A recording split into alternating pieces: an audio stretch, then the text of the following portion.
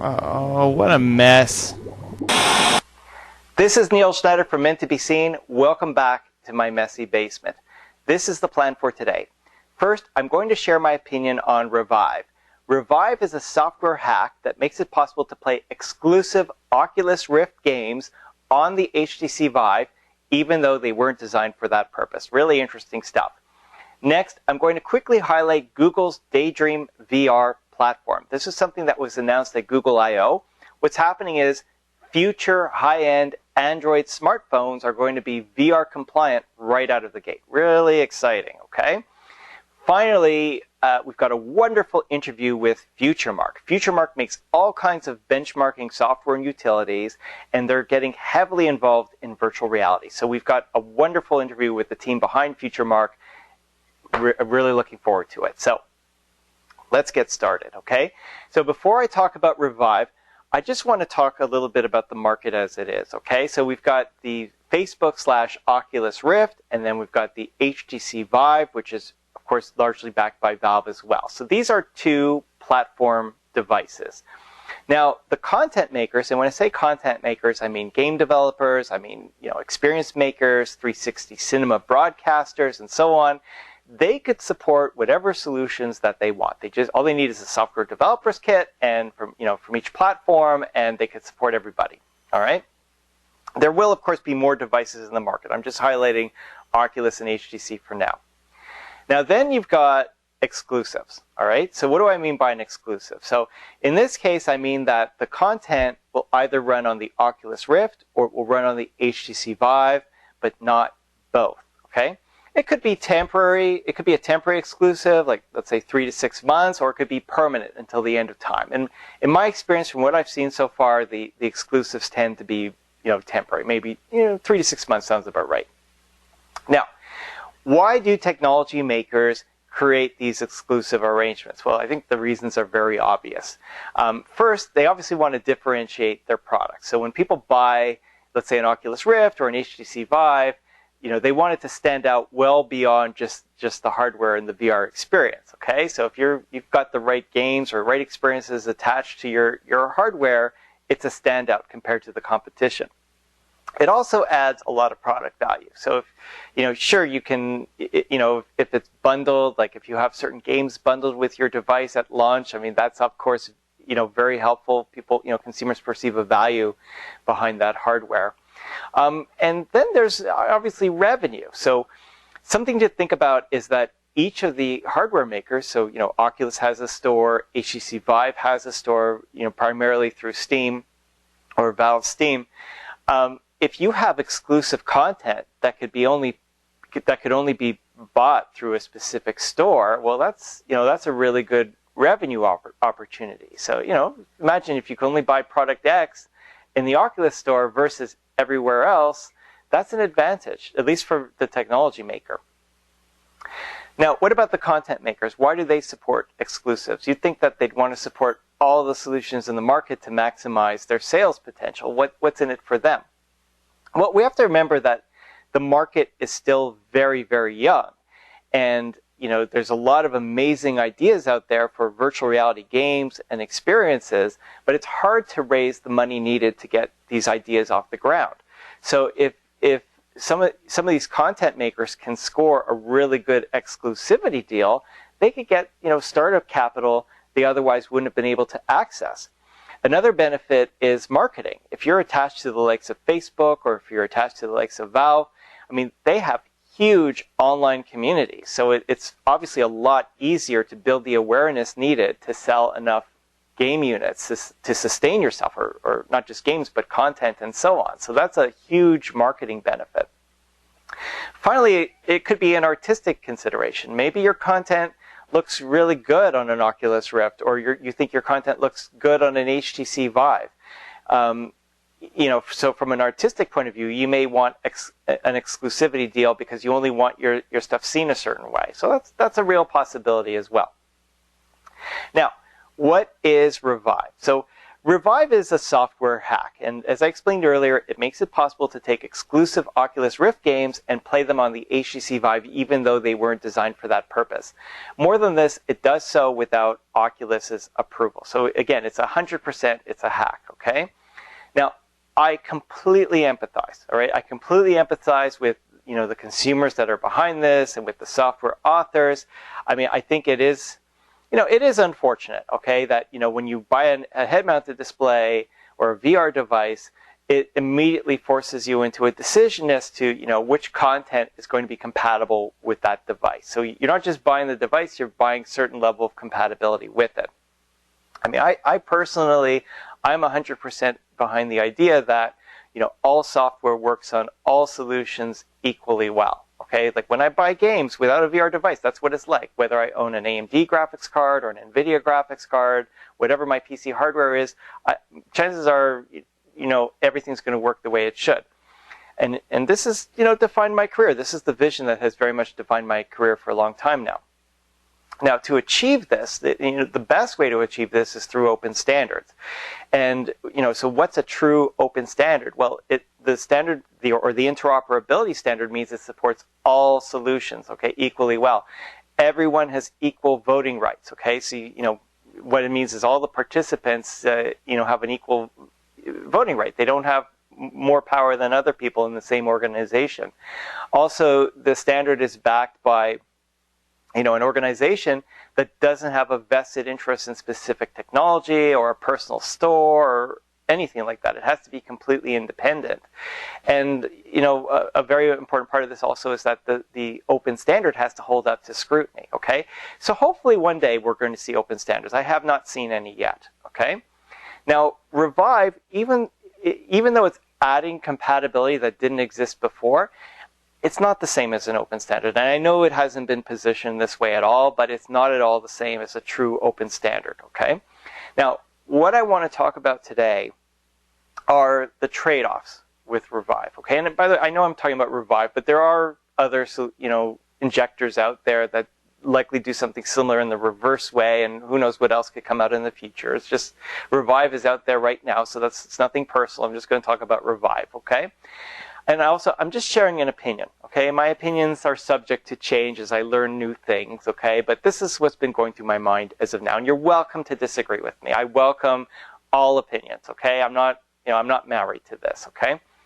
So this is the scenario as I see it, all right? You're a consumer, all right? Or I'm a consumer, okay? And let's say I own an HTC Vive. I go to the Oculus store, I buy exclusive content, so I paid full price, okay? I run Revive, the game runs on my HTC Vive, no problem, okay? So as a customer, I'm happy because I've got, I got software I otherwise wouldn't have been able to have.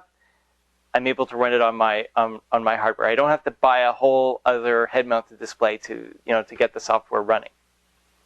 For the developer, and in this case Oculus, though it could be any technology maker, they made a sale. Okay, someone went to their specific store, they bought the game or the content or whatever it was, they got a profit share or a revenue share, so some money went to the developer, some money went to the technology maker, in this case Oculus. It sounds like everybody's happy. The customer got what they wanted, the developer got what they wanted, Oculus got what they wanted, everyone made some money, got a product. It sounds like a victimless crime. Well, I don't think that's the case, and I'm just going to share with you my concerns of what's happening, and we'll see what you think. Okay, so the first concern is, and by the way, there's a method to my madness. There's a reason why I'm listing things in this order. Okay, so the first concern is the technology maker. Okay, the technology maker in this case it was Oculus, but it could easily have been HTC or Valve. Is they took the risk. Okay.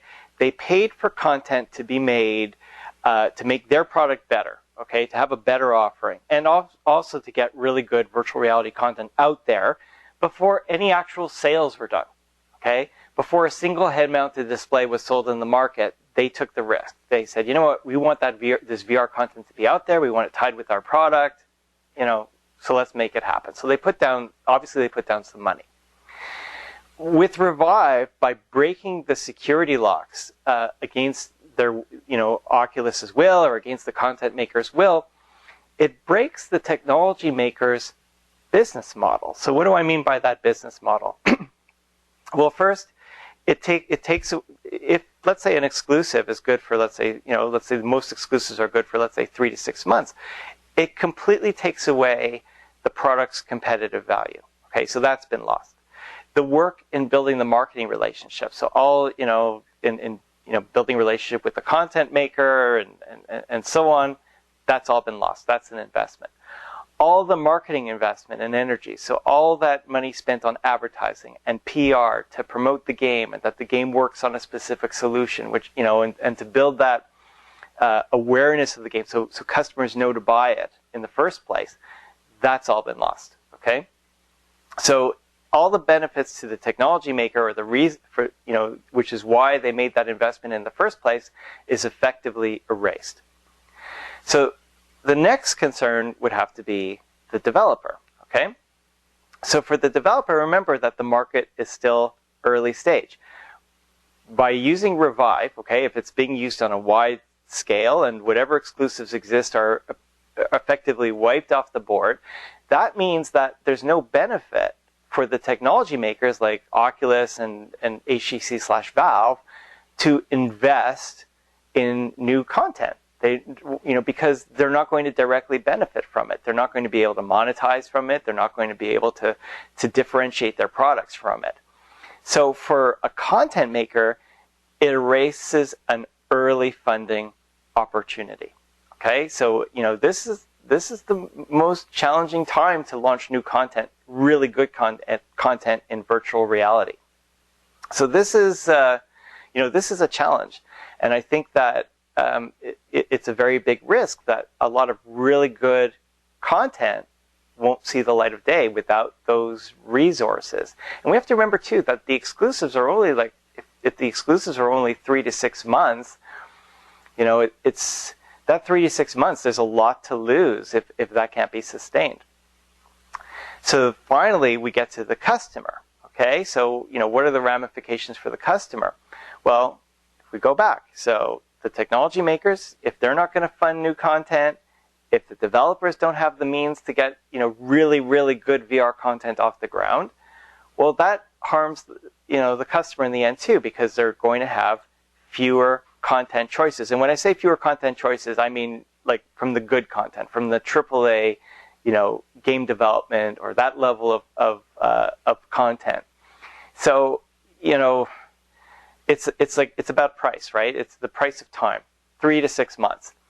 You either have the 3 to 6 months and the resources are there to get amazing content off the ground, or you have zero time. There's no exclusives, and therefore the funding isn't there, so that when people buy their VR devices, they're not going to have as many amazing VR experiences to choose from. So this is, I think something like this impacts all 3 levels: the technology maker, the content maker, and of course the consumer.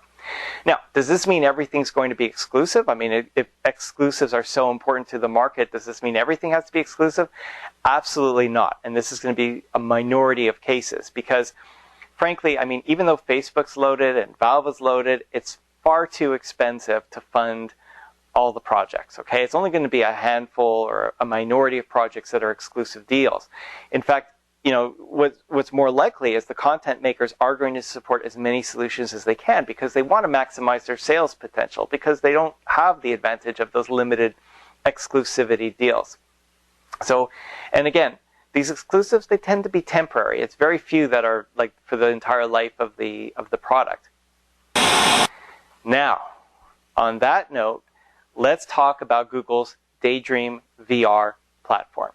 So Daydream VR is about making high-end Android phones VR compatible out of the box, okay? So there used to be, of course, it still is, Google Cardboard, okay? And, a lot of the Android phones have gyroscopes, magnetometers, and accelerometers, and Google Cardboard used these sensors to have I'll call it a pseudo VR experience relative to, Samsung Gear VR and the HTC Vive and the Oculus Rift. So what's happening, it was announced at Google I/O, is Google is effectively upping their game.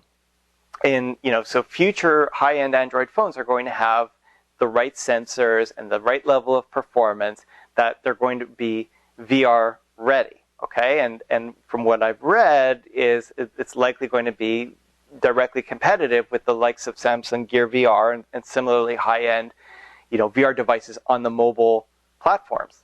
So this is really exciting stuff because just to put this in perspective, there's over like 1 billion Android smartphones sold each year. Of course, not all of them are in that high-end category, but nonetheless, it's a really big market space that's suddenly going to be open for virtual reality.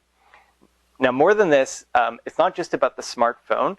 What's happened is Google they have released schematics, so other hardware makers can create the VR devices to go with the Android smartphones. And from what I understand, Google is looking to release their own VR hardware as well. So this is going to be very interesting. Okay, this is going to be a really big virtual reality mobile market, really wide-scale stuff.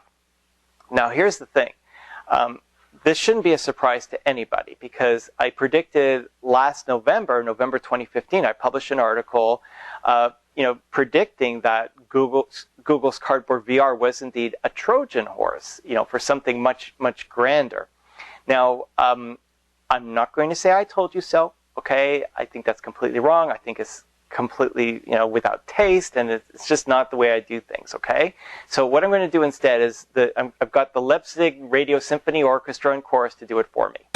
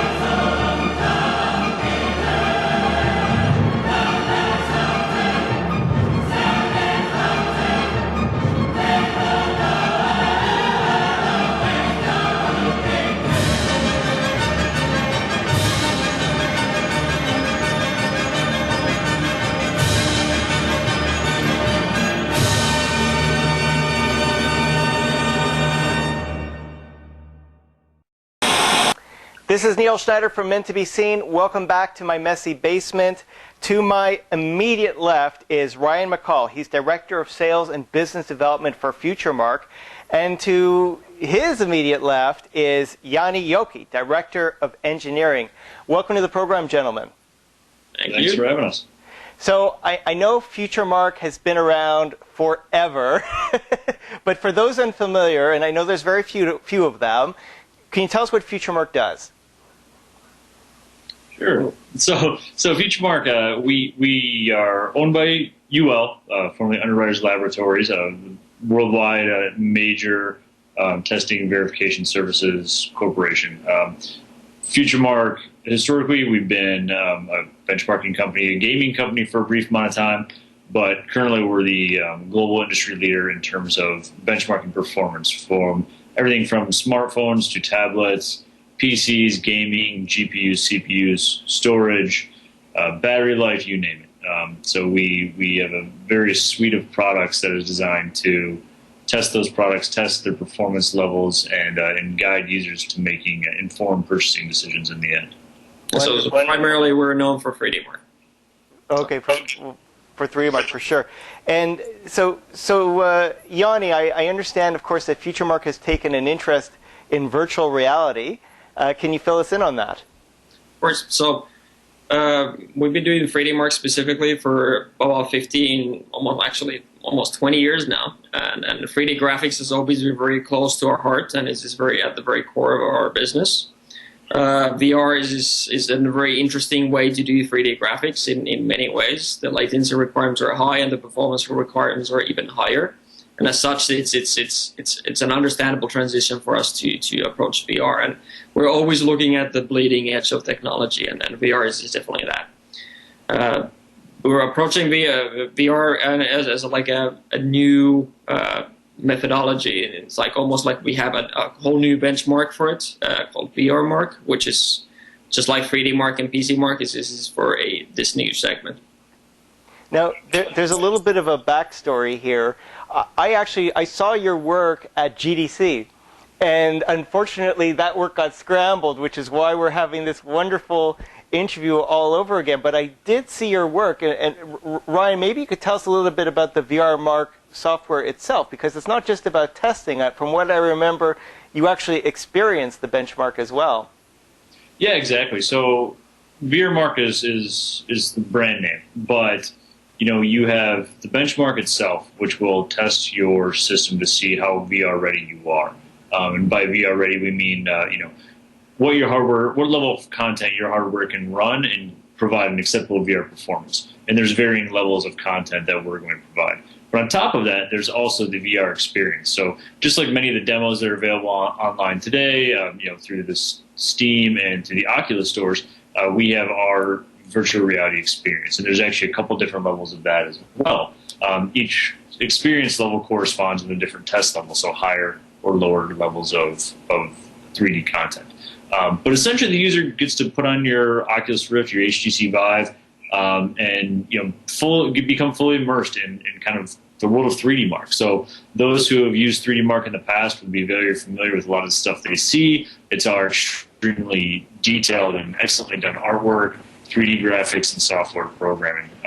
Very immersive with directional sound, interactivity, full motion, 360-degree views. It's very, very well done, and we've been fortunate enough to have had many industry vets in both graphics and VR take a look at it and say that it is some of the best looking, if not the best looking virtual reality they've seen to date.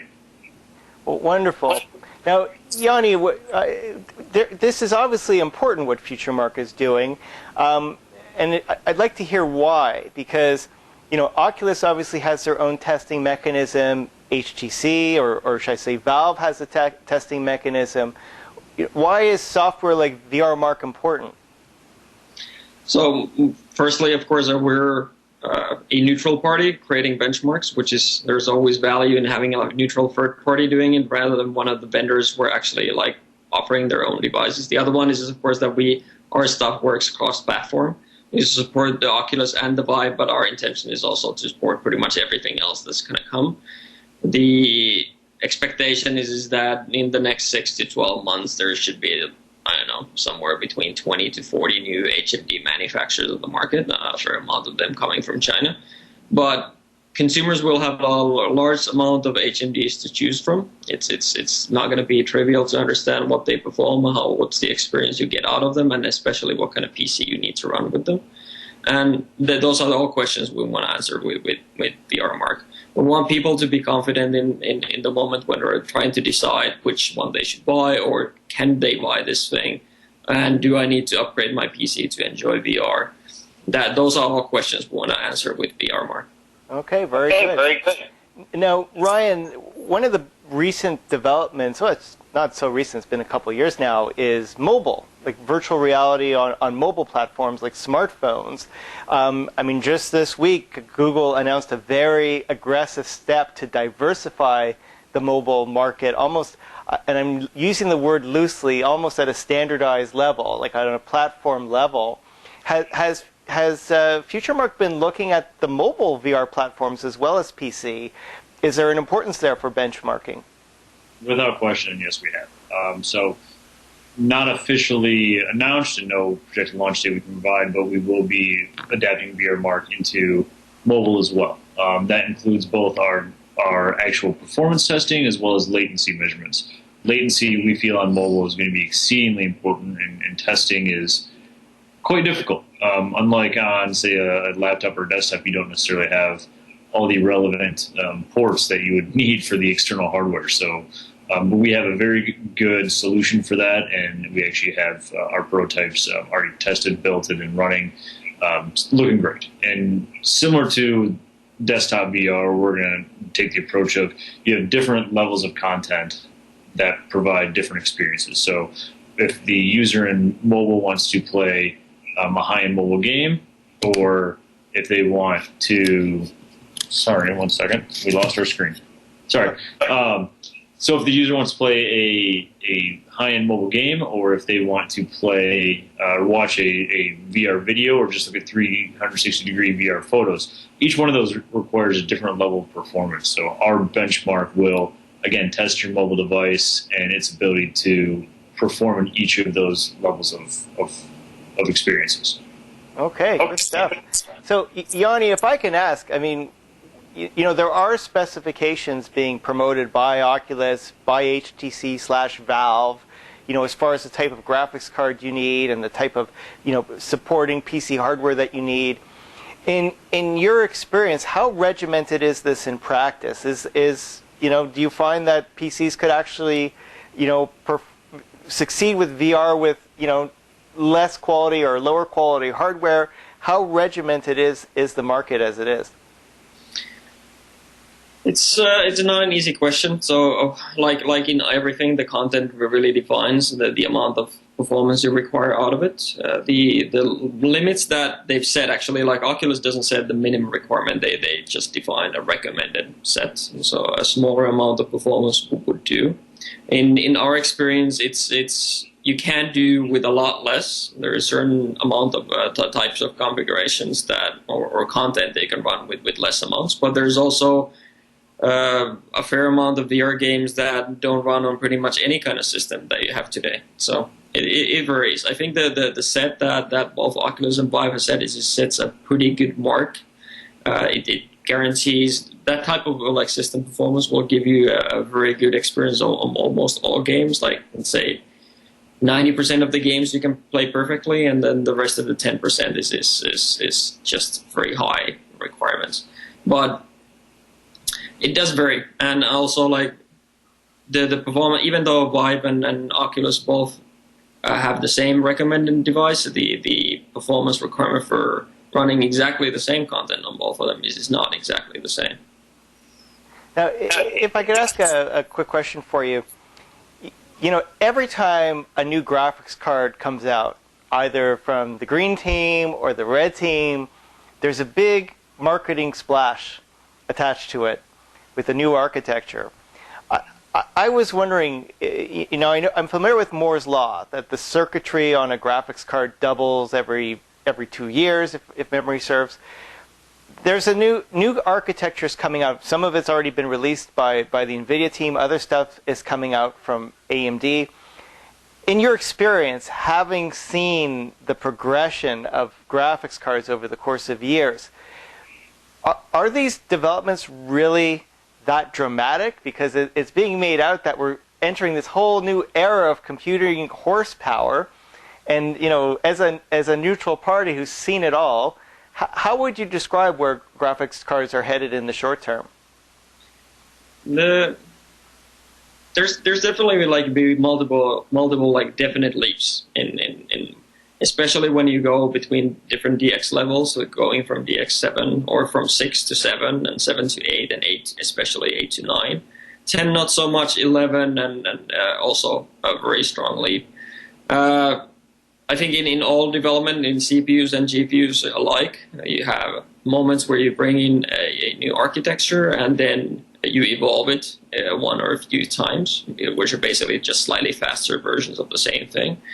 I think what we're seeing in this very latest generation is that there is new stuff that people are bringing in, and both of the teams are bringing technology that is especially useful for VR, and these are elements that will definitely make a large impact in VR. But people not really, perhaps, like I've talked to a lot of people about VR, and one of the things that people don't fully understand is exactly how much performance you actually require to run the level of content that people are expected to see. Like if you want to see the same type of content that you watch in like a high-end PC game and want to experience that in VR in perfect way, the amount of performance required is huge.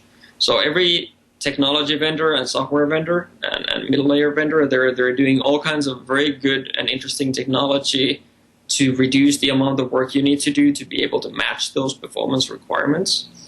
And a fair amount of those are also such that they require specific functionality from the hardware to improve the performance. And all the teams that we're talking to, primarily the new technology are stuff that's gonna help people in this task. And it's not just the fact that it's 10% or 20% or 50% faster than the old version. This new technology will enable you to do things that the cards or previous would just not be able to do at all. So I do definitely believe that this current generation or this upcoming generation is one of those. I don't want to say quantum leap, but it's kind of like that. It's significant. Yeah. Like Neil, one thing to mention is from a new performance standpoint side, as these new cards come in at the same price as the old cards, you push down the price point of those old cards. So, a R290 or GTX 980, which runs VR quite well today, with today's current level of games, becomes much more affordable to the average user. So the cost of entry-level VR for high-end gaming, at the very least, becomes more available to more people, which is really one of the mainstream things that needs to happen over the coming years is bring down the cost of actually high-end VR, and that this is going to have a similar effect. Whereas the new high-end, as Yanni just very well described, gives you more performance, better performance, more features. The old high-end still works and is now more affordable. So, Ryan, do you think it's within reason that within perhaps 3 to 5 years, the top-level graphics cards are going to be, mass market level? I would say that's going to be difficult, even because right now, high-end graphics cards aren't even mid-level graphics cards aren't mass market. Mass market right now is system on chip. And I think it's going to take more than 3 to 5 years before an SoC can have the graphical performance to run VR properly. Okay, but even there are still low-end or affordable graphics cards that you could get bundled. Would that have qualified as mass market as well, or you're thinking only those embedded chips qualify as mass market? Yeah, there's actually not that many, let's say $100 graphics cards do not really exist today. So they're like Ryan said, they're pretty much integrated parts right now. So the both teams, they start from $200 and up, which is, I guess you can consider mass market, but it's still like a more expensive option. I'm thinking that I think the prices will come down. There will always be a $1,000 graphics card. There's always going to be like a $700 and a $500 graphics card for people who want them. But I think the amount of performance you will get for say $299 or $199 card is going to be significant enough that you can do VR with it. And I think this is something that the PC industry definitely needs, because the PlayStation VR is coming, and it's quite a bit more affordable in the sense that if you already have a PlayStation, you just play $399 and you're set. Whereas if you have to upgrade a PC and buy an Oculus, you're easily talking four figures that you have to spend. Early adopters, enthusiast gamers, they don't have a problem with this. The people who are spending $2,000 on a PC already today will easily be able to do it, and I see that there's no problem this year or even into next year. But if we want to become mass market product, then the price needs to come down quite a bit, or you need to be able to get the right amount of performance for a lot less than you can get it today. So Ryan, I have a business idea for you, a business development idea, to go hotel to hotel and test their internet speed. You'd make a killing. But don't worry, guys, I could hear you perfectly. I'm just teasing a little bit. So one more question for you, and call it I guess I got a vested interest in the question. We're very proud that Futuremark joined the Immersive Technology Alliance, or the ITA, and the ITA VR Council. I very much want to hear why you did it, what you want to get out of it. So Ryan, why don't you go ahead? Yeah, so the ITA, just like some of the other industry alliances, councils that we belong to, is extremely important to us and the industry as a whole. Essentially, the ITA is going to help shape the future of technology, of gaming, of virtual reality, and we need to be a part of that. We don't make the hardware, we don't make the games, but we do ensure that users have an enjoyable experience. We do ensure that everyone is playing by the same rules, because we are the neutral third party. So being able to be a part of this and help drive that, create standards, work with our contemporaries is the utmost importance in the end for the industry and for the users, and that's where we need to place ourselves. Music to my ears. So, Yanni, if I can ask, I mean, VRmark, is it readily available yet? When does it formally get released? Where are you at with this? So already, last Christmas, we released the very first preview of our VRmark within Futuremark, and you're getting from Steam today. And we updated that, I think, 2 months ago, 1 month ago, something like that, with an updated version that has both of the scenes, so you can do the experience mode. The standalone product VRmark that includes the testing services and the experience and everything. It's you don't have to wait for long. How's that? So it's in the very near future. All right, sounds good. Well, gentlemen, thanks so much for joining me in my messy basement. Well, thanks for having us, Neil. Okay, we'll be back with more right after this. Well, that's all for today. Do you have an opinion to share? Is there something you want to see here in my messy basement? Maybe you'd like to visit virtually? By all means, send me an email at neilsmessybasement@mtbs3d.com. Looking forward to catching up again next week.